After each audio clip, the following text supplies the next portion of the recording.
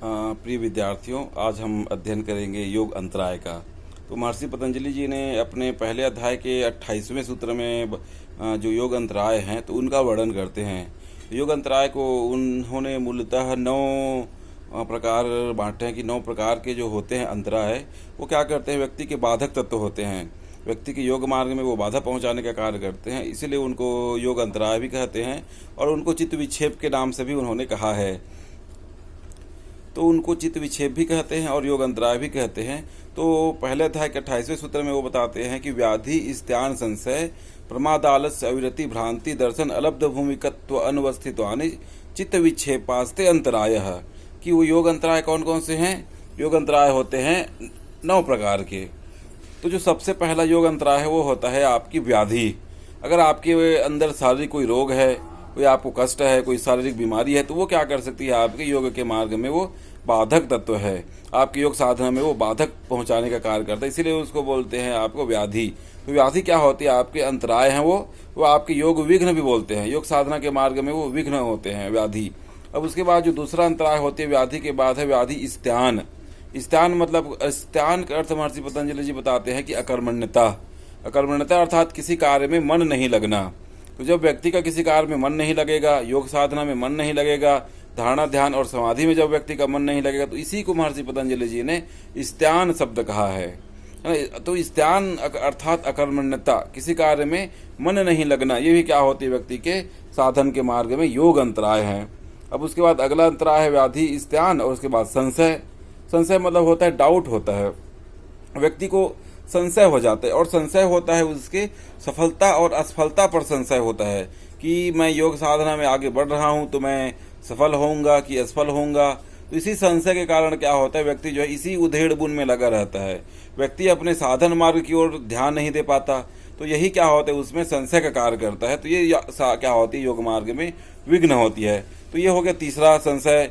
उसके बाद होता है आपका प्रमाद। प्रमाद का अर्थ होता है लापरवाही।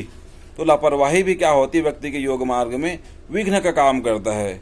अगर कोई व्यक्ति लापरवाह हो गया है, लापरवाही अर्थात वो समय से योग साधना नहीं कर पा रहा है, समय से योग साधना में मार्ग में अध्ययन नहीं कर पा रहा है, आसन प्राणायाम नहीं कर पा रहा है, साधनात्मक प्रवृत्ति उनकी नहीं हो पा रही है, तो यही क्या होती है, जो लापरवाही जो है वो क्या करती है, उसके योग मार्ग में विघ्न उत्पन्न करने का काम करता है।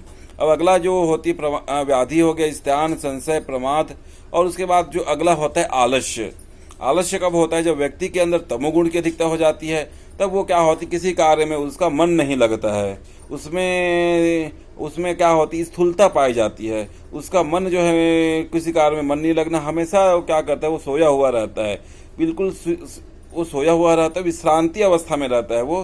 तो इस अवस्था को बोलते हैं आलस्य की अवस्था। तो इस अवस्था में क्या होता है, व्यक्ति जो है तमोगुण की अधिकता के फलस्वरूप व्यक्ति में आलस्य उत्पन्न होता है, जो क्या होता है, व्यक्ति के महाशत्रु कहा जाता है आलस्य को।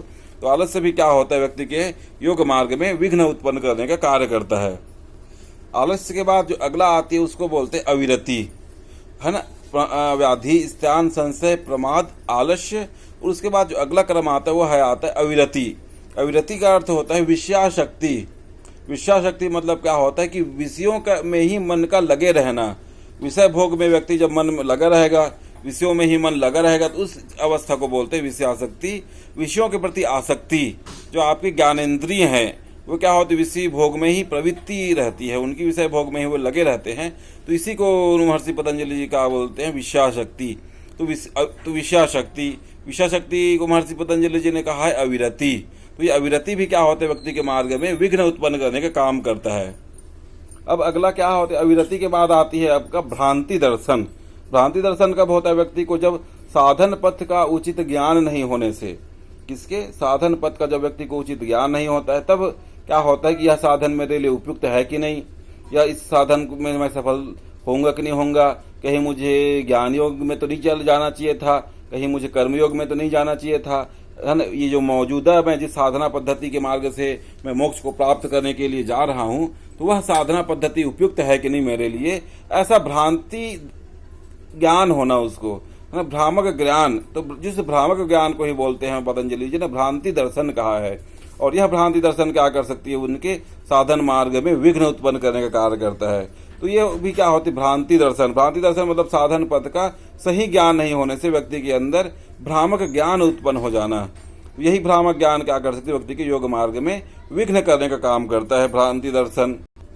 अब अगला है आपके योग दर्शन में अगला जो चित्त विक्षेप है वो होते हैं आपके अलब्ध भूमिकत्व। अलब्ध भूमिकत्व में क्या होता है कि कोई भी योग की भूमि को प्राप्त नहीं करना। महर्षि व्यास जी ने योग की 5 भूमियों का वर्णन किया है। क्षिप्तम मूढ़म विक्षिप्तम एकाग्रमिति निरुद्ध चित्त भूमियः की 5 प्रकार के चित्त भूमि हैं। कौन कौन से हैं आपके, क्षिप्त, मूढ़, विक्षिप्त, एकाग्र और निरुद्ध अवस्था। ये क्या है, योग की भूमि है। तो अलब्ध भूमिकत्व में स्थिति क्या होती है, व्यक्ति जो साधना तो करता है, योग के मार्ग में आगे तो बढ़ता है, लेकिन क्या होता है कि उनको योग की कोई भी भूमि प्राप्त नहीं हो पाती, कोई भी भूमि को वो प्राप्त नहीं कर पाता। इसी जो क्रिया को उन्होंने महर्षि पतंजलि जी ने कहा है अलब्ध भूमिकत्व, अर्थात योग की कोई भी भूमि को प्राप्त नहीं कर पाना। योग की जो बहुत सारी भूमि मतलब कि साधन पथ में वो अग्रसर होता है, लेकिन कोई भी जो स्टेप समझ आओ इसको कि अगले स्टेप होना चाहिए, उसमें वो क्रम से आगे नहीं बढ़ पाता है, वहीं का वहीं वह स्थायी रूप से वहीं का वहीं रह जाता है। इसी को उन्होंने महर्षि पतंजलि जी ने कहा है अलब्ध भूमिकत्व। अब अगला जो चित्त विक्षेप है, जो अंतिम जो चित्त विक्षेप है, तो उनको महर्षि पतंजलि जी ने कहा है अनवस्थित्वानि। अनवस्थित्वानि में क्या होता है कि वह योग मार्ग में तो आगे बढ़ता है, लेकिन जब अगर कोई भी भूमि प्राप्त कर लेता है ना। अब अनवस्थित्वानि अवस्था में क्या होता है कि कोई भी एक जो योग की भूमि है, तो उस योग की भूमि में क्या होता है, वह लंबे समय तक स्थिर नहीं हो पाता। हाँ, तो जो लंबे समय तक स्थिर नहीं हो पाता है, तो इसी को महर्षि पतंजलि जी ने अनवस्थित्वानि कहा है। अन्न का अर्थ होता है नहीं, और उपस्थित, तो एक ही लंबे समय तक कोई भी एक भूमि वो लंबे समय तक उपस्थित नहीं हो पाता, स्थिर नहीं हो पाता। तो इसको महर्षि पतंजलि जी ने योग अंतराय में कहा है अनवस्थित्वानि। तो ये जो अंतराय है वो क्या होते हैं, व्यक्ति के योग मार्ग में बाधा उत्पन्न करने का कार्य करते हैं, व्यक्ति चित्त को भटकाते हैं, इसीलिए उनको चित्त विक्षेप कहते हैं। ये व्यक्ति के मार्ग में बाधक उत्पन्न करते हैं, इसलिए उसको योग अंतराय कहते हैं। और ये क्या होते हैं, योग मार्ग में विघ्न उत्पन्न करने का कार्य करते हैं। तो इनको सरल शब्दों में योग विघ्न भी बोलते हैं। अब इसी के जो अगले सूत्र हैं, तो अगले सूत्र में महर्षि पतंजलि जी योग विघ्न का और वर्णन करते हैं। तो योग विघ्न क्या है, ये इसको उन्होंने उपविक्षेप कहा है। उपविक्षेप ये क्या होते हैं, ये योग साधना के मार्ग में व्यक्ति को भटकाने का कार्य करने में सहायता प्रदान करते हैं, इसीलिए इनको महर्षि पतंजलि जी उपविक्षेप कहते हैं। तो उपविक्षेप कौन कौन से हैं, ये 5 प्रकार के उपविक्षेप हैं जो व्यक्ति को मन को भटकाने का कार्य करते हैं।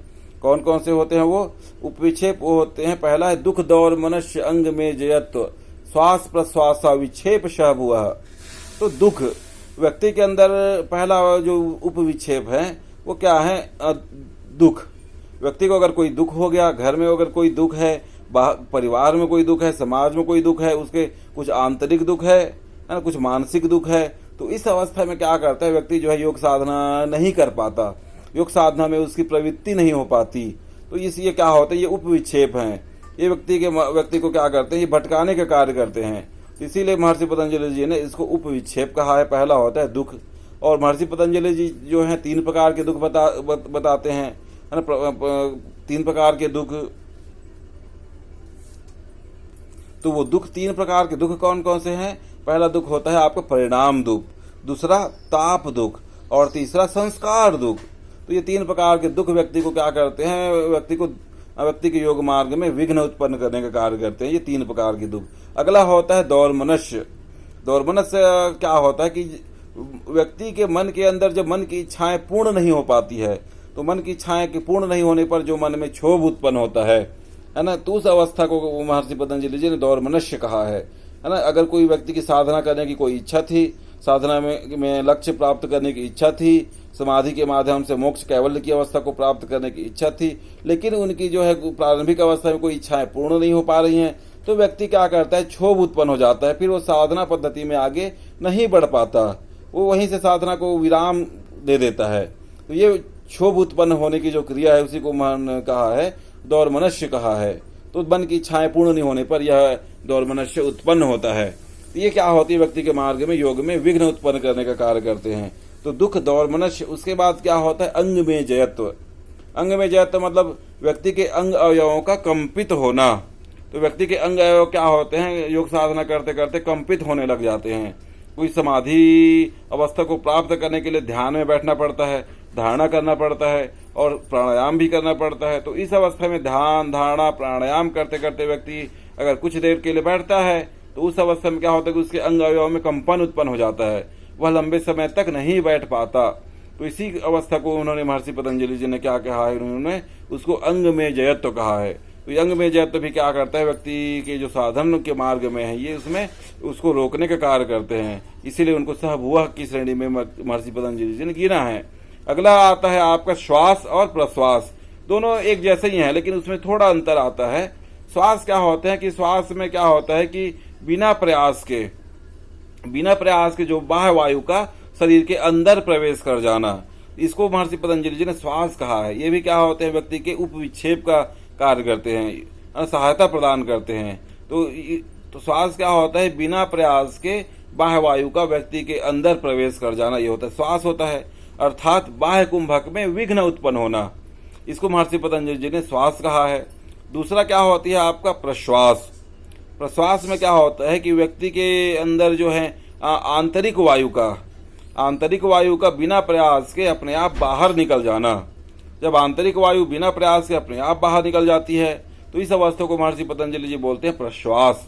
प्रश्वास अर्थात क्या होता है, आंतरिक कुंभक में विघ्न उत्पन्न होना। व्यक्ति चाहता तो है कि आंतरिक कुंभक लगाएं, अंत कुंभक लगाएं, लेकिन उसमें विघ्न उत्पन्न हो जाता है, वह उसको लगा नहीं पाता और आंतरिक वायु का अपने आप शरीर से बाहर निकल आती है। तो इस अवस्था को महर्षि पतंजलि जी ने क्या कहा है, इसको उन्होंने प्रश्वास कहा है। तो ये जो अंतिम वाले हैं, ये जो श्वास और प्रश्वास होते हैं, ये क्या होते हैं, व्यक्ति के चित्त के मार्ग में भटकाने में सहायता प्रदान करते हैं, योग के मार्ग में रुकावट पैदा करने में सहायता प्रदान करते हैं। इसीलिए उन्होंने उसको कहा उपविक्षेप की श्रेणी में गिना है। तो इस प्रकार से 5 जो होते हैं उपविक्षेप होते हैं और 5 होते हैं व्यक्ति की योग अंतराय और चित्त विक्षेप की श्रेणी में गिना जाता है। तो एक बार पुनः हम रिपीट करते हैं कौन कौन से हैं। तो जो मुख्य है चित्त विक्षेप हैं, योग अंतराय कहा है, योग विघ्न कहा है, वो कौन कौन से हैं, व्याधि, स्त्यान, संशय, प्रमाद, आलस्य, अविरति, भ्रांति दर्शन, अलब्ध भूमिकत्व, अनवस्थित्वानि, चित्त विक्षेप अंतराय। ये क्या है, योग अंतराय है और चित्त विक्षेप हैं।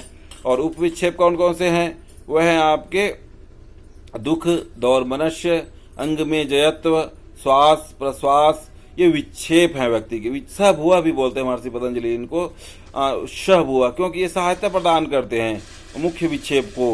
व्यक्ति के योग के मार्ग में जो अवरुद्ध होते हैं उनको सहायता प्रदान करने का कार्य करते हैं, इसीलिए उनको सहभुवः की श्रेणी में आते हैं। तो इसी प्रकार से ये क्या होते हैं, जो अंतराय हैं 9 प्रकार के और उपविक्षेप हैं व्यक्ति के अंदर ये 5 प्रकार के। तो इनसे व्यक्ति को क्या करना है, इनसे व्यक्ति को इन सभी से लड़ते हुए, इन सभी से को पार करते हुए व्यक्ति को साधन के मार्ग में आगे बढ़ना है। जब आप साधना के मार्ग में इसी प्रकार क्रम से जब आगे बढ़ेंगे तब निस्संदेह आपको जो है आपके जो चरम लक्ष्य है, चरम लक्ष्य कौन सी अवस्था, जिस समाधि की अवस्था, समाधि की अवस्था के बाद कौन सी अवस्था, कैवल्य अवस्था अर्थात मोक्ष की अवस्था, आप सहजता ही क्या कर लोगे, उसको प्राप्त कर लोगे। उसके लिए आपको क्या करना पड़ेगा, साधन में आपको दृढ़ संकल्प होना पड़ेगा, साधना में आपको निपुणता हासिल करना पड़ेगा और संकल्प शक्ति के साथ, मनोबल के साथ आपको अग्रसर होना पड़ेगा साधन के क्रम में। तब आप निस्संदेह क्या कर लोगे, उस साधना पद्धति में आगे बढ़ जाओगे, जिससे क्या हो जाएगा, आपके अंदर जो उपविक्षेप हैं, जो योग अंतराय हैं, उनको आप सरलता से क्या कर लोगे, उनसे निपट लोगे, उनसे दूर कर पाओगे। तो जो आपके चरम लक्ष्य की अवस्था है वो निस्संदेह आपके मनोबल को बढ़ाने वाली होगी। आप जो चरम लक्ष्य मोक्ष अवस्था है उसको आप सहजता से आप क्या कर लोगे, प्राप्त कर लोगे और महर्षि पतंजलि जी के अनुसार केवल को आप प्राप्त कर लोगे।